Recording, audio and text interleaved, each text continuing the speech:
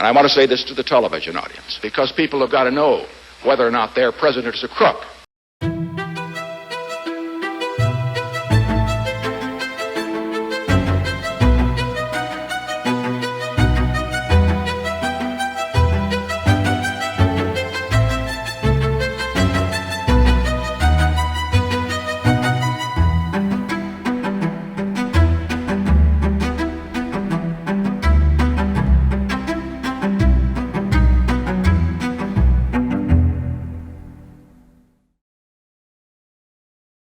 Hi, my name is Eric Harrison, and welcome to my channel, Political Tricks. The 2024 election is less than 2 months away, and a lot is riding on this upcoming debate between former President Donald Trump and the current Vice President Kamala Harris. The polls are showing a tight race, tight enough that a good performance by either one of these two candidates could swing the election in their favor.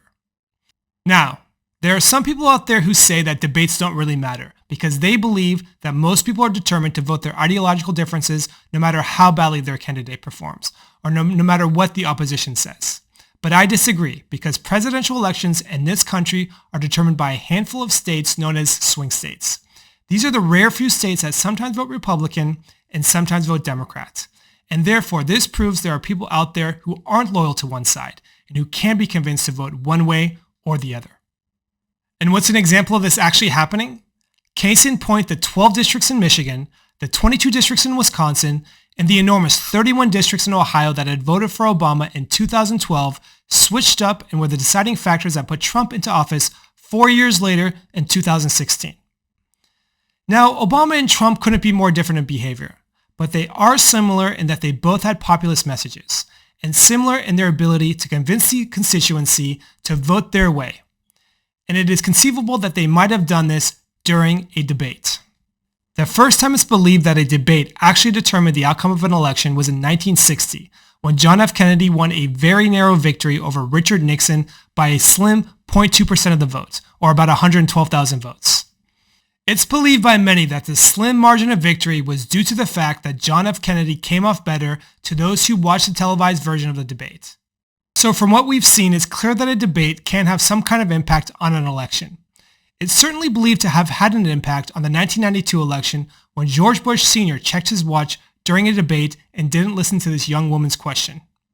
Yes, how has the national debt personally affected each of your lives? Well, I think the national debt affects everybody.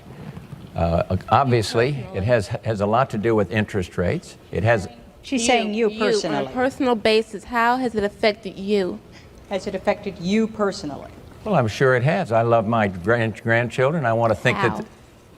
What I'm saying I'm not sure I get it. Help me with the question, and I'll try to answer it.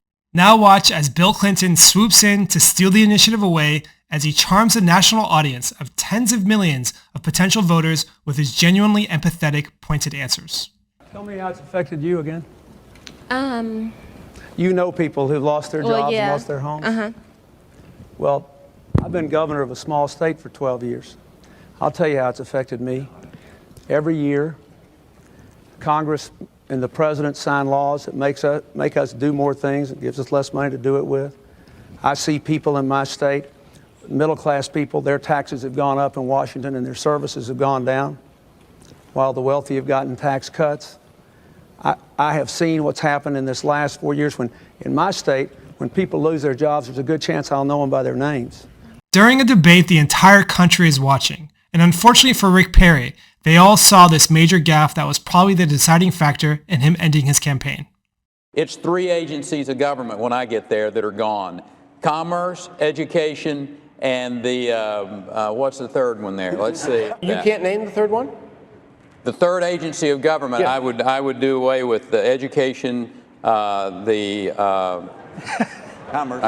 commerce, and let's see, I can't. The third one I can't. And Sarah Palin's awkwardness might not have been responsible for John McCain's loss, but it certainly didn't help. Say it ain't so, Joe. There you go again, pointing backwards again, though. You prefaced your whole comment with the Bush administration. Now, doggone it, let's look ahead and tell Americans what we have to plan to do for them in the future. And so, to get a better look at this upcoming presidential debate, we're going to investigate how these two candidates perform on stage. We're going to investigate their strengths, their weaknesses, and most importantly, we're going to find out what they need to do to win. And we're going to start this investigation with a look at the former president and the king of MAGA, the Donald J. Trump.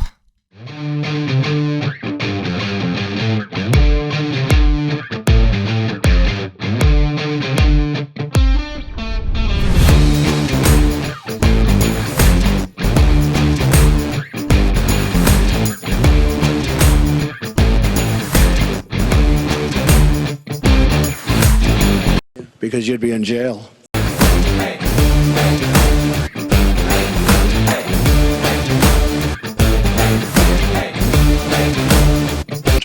Let's keep it interesting, right?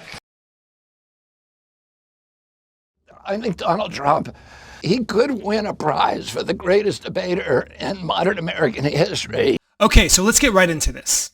There is a natural talent to public speaking and being on stage, and Trump is very comfortable in this situation and has the ability to maintain his composure when attacked, which not only makes him look in control, but also allows him to remain focused and able to access his naturally high debate IQ. This is important because in debates, you need to be able to say the right things at the right time, and you need to be able to set traps and respond cleverly to arguments at a moment's notice. And Trump is very talented at this, which again reflects his naturally high debate IQ. Let's take a look at an example where Trump and Caitlin Collins from CNN are arguing about the vice president's authority and the Electoral Count Act. And let's see both of these things in play in this example. Even if the votes are absolutely fraudulent, he can't say, yes, sir, he can't send back. And the Democrats played it and the rhinos played it. And then the election was over. They told him he couldn't do it. And Mike said to me, I can't do it. The lawyers told me I can't do it. They can't do it.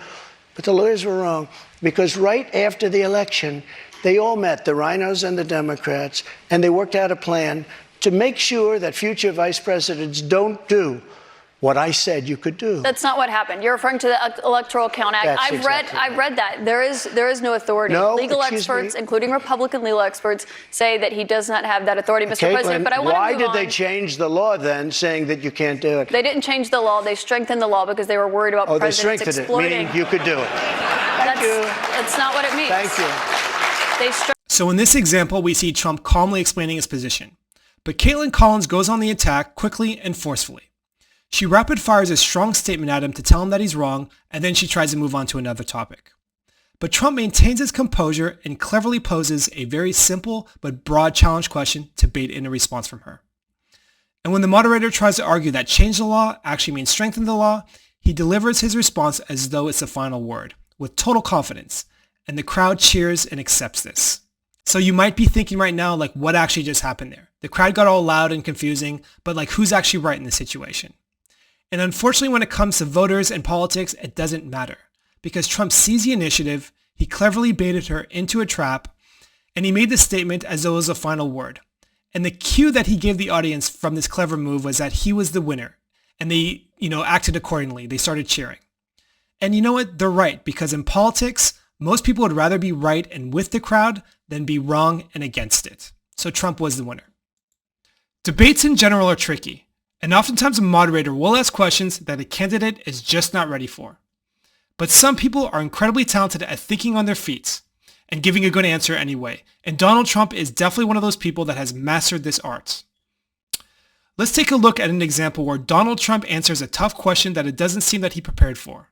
He isn't thrown off balance by it, which is a major asset on its own, but he responds spontaneously to it, and I would say genuinely too, in a way that makes him look good. Ask you about a significant verdict that was reached yesterday. I know this is something you want to weigh in on as well. A Manhattan jury found that you sexually abused the writer E. Jean Carroll and defamed her. You've denied this, but what do you say to voters who say it disqualifies you from being president? Well, there aren't too many of them because my poll numbers just came out and they went up. Okay. Without a moment's hesitation, Trump gives a very quick and clever response that not only deflects the attack, but he does it in such a way that makes him look good. And the audience loves him for it. Which leads us to Trump's next strength, which is the ability to use his high debate IQ to deflect criticism, and to do it in such a way that makes him look good. In a debate, criticism is a very commonly used tool to make your opponent look bad. But criticism and insults aren't very classy, so why do politicians still use them? Because politicians know that they don't have to be the best to win, they just have to be better than their opponents. And Trump has become legendary for his ability to avoid this attack and turn criticism into a compliment. That you acknowledge that, for example, you're the only person on the stage that's ever been fined for hiring people to work on your projects illegally. You hired some workers from Poland. I'm the only one on the stage that's hired people. You haven't hired anybody. Well, in fact, some of the people and by the way, well, but hold on. I've hired tens of thousands of people over my job. You've hired 1,000 people from another company, from another country. Credit cards, etc. Let me say, It's true that Trump did turn that criticism from Rubio around, but that still doesn't mean that he didn't look immoral. Now let's watch another example of Trump do the same thing with Hillary Clinton, but this time when he throws a criticism back into her face, he kind of regains some points of morality when he does so. Maybe he doesn't want the American people, all of you watching tonight, to know that he's paid nothing in federal taxes, because the only years that anybody's ever seen were a couple of years when he had to turn them over to state authorities when he was trying to get a casino license, and they showed he didn't pay any federal income tax. So if he's paid zero.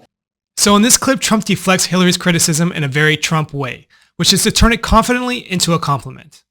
But in the next clip, which is the second presidential debate between the two, Trump comes back to the same issue and again deflects the same criticism, but this time he takes it a step further and addresses it in a much more effective way. $16 million loss to avoid paying personal federal income taxes. Of course I do. Of course I do. And so do all of her donors, or most of her donors. I know many of her donors. Her donors took massive tax write-offs. So have you not paid personal federal income tax? A lot of my write-off was depreciation and other things that Hillary, as a senator, allowed. And she'll always allow it because the people that give her all this money, they want it. Hey, if she had a problem, for 30 years she's been doing this, Anderson, I say it all the time. She talks about health care. Why didn't she do something about it? She talks about taxes. Why didn't she do something about it? So here we see Trump take the criticism head on and come clean in a way that politicians rarely do, which is to be exceedingly transparent with the American people about the rigged system in Washington. And in doing this, he earns himself a bit of morality and trust back in his corner, while at the same time throwing the criticism back in Hillary's face. And thereby he resets the narrative by making it about her and not about him. And this leads us to his next strength, which is his ability to take control and reset the narrative in his favor. So what we've seen so far is Trump be a naturally skilled and talented debater. But debates are not one-dimensional. Debates can be very hostile environments, and weak debaters can be pushed around and steered toward topics they do not want to discuss. However, Trump doesn't fall victim to any of these tactics. He controls the flow of the debate and steers the narrative to where he wants it to go. About language. I've laid out my plans. He said about language. 2 days ago, he said he would take his pants off and moon everybody, and that's fine. Nobody reports that. He gets up and says that, and then he tells me, oh, my language was a little bit rough. From other countries instead of hiring Americans. Be quiet. Let me talk. I've hired tens of thousands of people. He brings up something from 30 years ago. It worked out very well. Everybody was happy. Paid $1 million. But I've hired people. Nobody up here has hired Senator anybody. Cruz. So in the first clip, Trump just keeps talking until Jeb lets up. And then Trump is Trump and he goes off on some tangent. And in the second, he actually tells Marco Rubio to stop talking, and Rubio seems to obey. So it's clear that Trump has the ability to take control of the debate when he wants to. And he even reiterates his point at the end to reset the narrative in his favor. And Trump not only has the ability to gain control, but he has the ability to maintain control. Like, he will not allow himself to be interrupted. I used the laws to my benefit because I run a company. Yeah, I never went bankrupt. Excuse me, Jeb. Yeah. I never went bankrupt. Never. Now, but you don't want to say that. CNN just came out with a poll 2 days ago. A national poll, excuse me, a national poll where he's at 15, he's at 14, and I'm at 49. So when he says 75%, that would mean that 80% of the people don't dig you, and I'm back down to 50. Of all the people on the stage, he performs the worst against Hillary Clinton. Wrong. I beat Hillary Clinton. I beat Hillary Clinton in many polls. I beat Hillary Clinton in many polls. If you're our nominee, excuse me, I think I'm talking. Hold on, excuse me. I beat Hillary Clinton in many polls. Hold on. I hope you can The audience cannot understand when you're talking over each other. Finish your point, Mr. Trump. So again, Trump not only can gain control of a debate, but he can maintain it too. But let's take a look at one more example, because this example is particularly interesting because we see a tired-looking Trump about a year ago up against a very talented and highly energetic and forceful moderator in CNN's Caitlin Collins. And this is during a town hall. I should note that your campaign paid for a recount that happened in Wisconsin. It actually had more votes for President Biden by the end of it. But I want to move on to Wayne Byer. He's a retired attorney from North Conway. So many illegal votes were cast in Wisconsin. And if you look in Milwaukee, Wisconsin, they had so many illegal votes, they didn't even know what to do with them. You're absolutely wrong Mr. President, about that. So what we see here is a very forceful and fast-talking Caitlin Collins try to reassert her control over the narrative. And what she does is she employs a very clever political trick, and that she tries to reassert the narrative by making the last statement, and then what she tries to do is quickly move on by saying, I need to move on, and she quickly starts to talk about another topic. But Trump doesn't budge. Trump stays on topic, he gets his point across, and he reasserts his control over the narrative. In the debate, the two opponents are competing for the approval of the audience. Being quick on your feed or setting debate traps or taking control of the narrative, that's all about winning the hearts and minds of the constituency. And obviously Trump is a hit or miss kind of candidate, but he proved in 2016 that he can win over more hearts than expected. And aside from policy, I think he does this in two ways. First, he levels with the American people, and second, he entertains them. People in this country have a deep suspicion about the corrupting influence of money in politics, and trust in our American institutions has hovered at an all-time low for a while now. Trump does something rare for politicians, and that he levels with the American people about what goes on behind the scenes in Washington. You've also donated to several Democratic candidates, Hillary Clinton included, Nancy Pelosi. You explained away those donations, saying you did that to get business-related favors. And you said recently, quote, when you give, they do whatever the hell you want them to do. You better believe it. So what specifically did they do? If I ask them, if I need them, you know, most of the people on this stage I've given to, just so you understand. I will tell you that our system is broken. I give to many people. Before 2 months ago, I was a businessman. I give to everybody. When they call, I give. And you know what? When I need something from them, 2 years later, 3 years later, I call them. They are there for me. So and that's a broken system. So what'd you get from Hillary Clinton and Nancy Pelosi? Well, I'll tell you what. With Hillary Clinton, I said, be at my wedding, and she came to my wedding. You know, that scene in that debate was a big deal for some people, because people like being told what's going on behind the scenes. You know, especially when what's going on behind the scenes is affecting their well-being. They like being told the truth, and they like being treated like an adult. And Trump doing that, you know, letting everyone in on that secret, they appreciate him for that, and it goes a long way. I like Donald. He is an amazing entertainer. Most of his life. Thank you very much. I appreciate it. Donald Trump is an entertainer.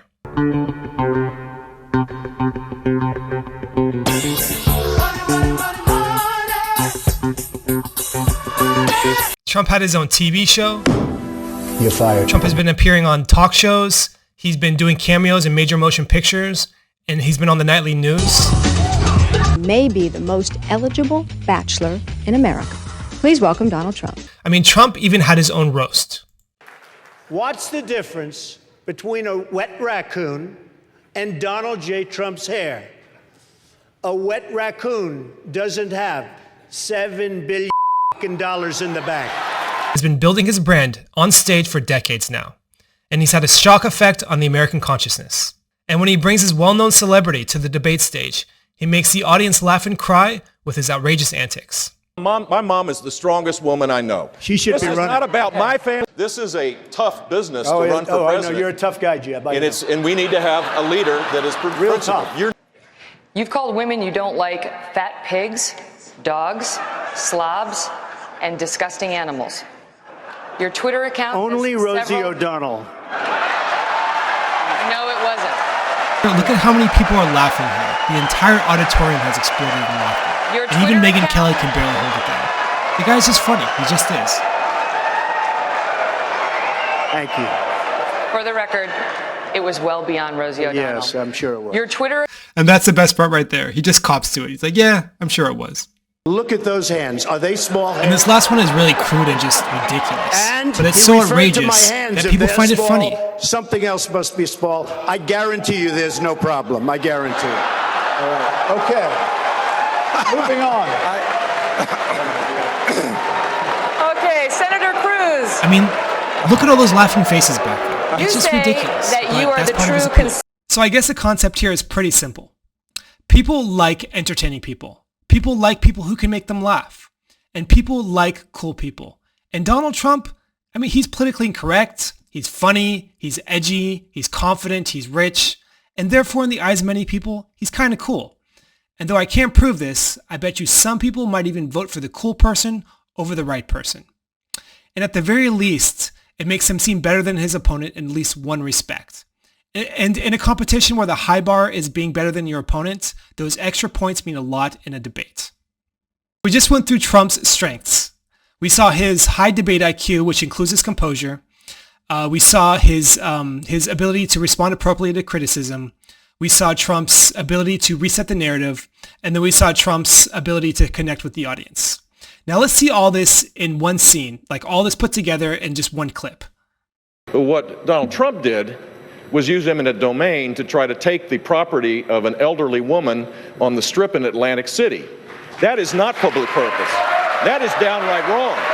And here's the problem with that. All right, okay. The problem was it was to tear down. It was to Jeb tear wants down. to be. He wants to be a tough guy. He wants to be a tough guy tonight. It was to tear down I didn't the take house, the property. and the net result was you tried. I didn't and take you the lost property. in the court. The woman ultimately didn't want to do that.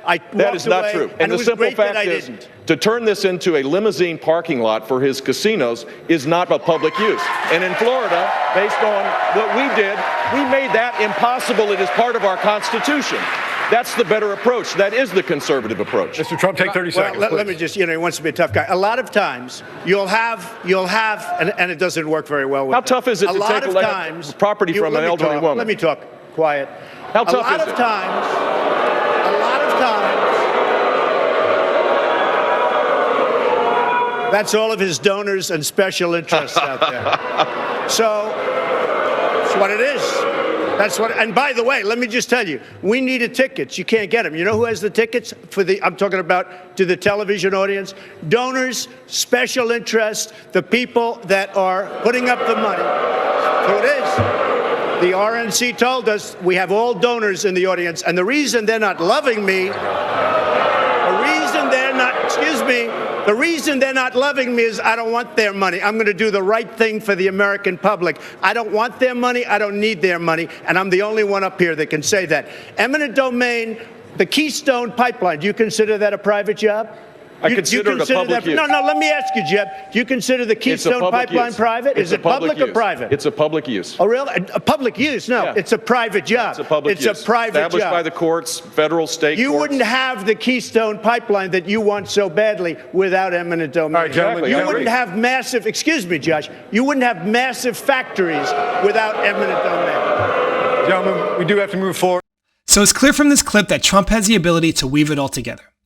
First of all, he has a high debate IQ, which includes him maintaining his composure when attacked, especially when attacked by something he didn't expect, which happened in this clip. Second of all, he responds appropriately to criticism, which also reflects his high IQ, and that he takes Jeb head on. And then he has the ability to take control of the narrative and to reset it in his favor, which he also does at the end. And lastly, but most importantly, Trump caters to the audience. I mean, he's not only entertaining and funny in the way he talks, but he includes them into the conversation. And he caters to their wants and needs by telling them what's going on behind the scenes in politics and all these things, voters are anxious to know about. So I saw this as a true masterclass. But Trump isn't always at his best. So in part 2, we're going to take a look at Trump's weaknesses and what he needs to do in order to win in a debate against Kamala Harris. So stay tuned, that's coming up next. Thank you very much, ladies and gentlemen, and please don't forget to vote. I'm not a crook.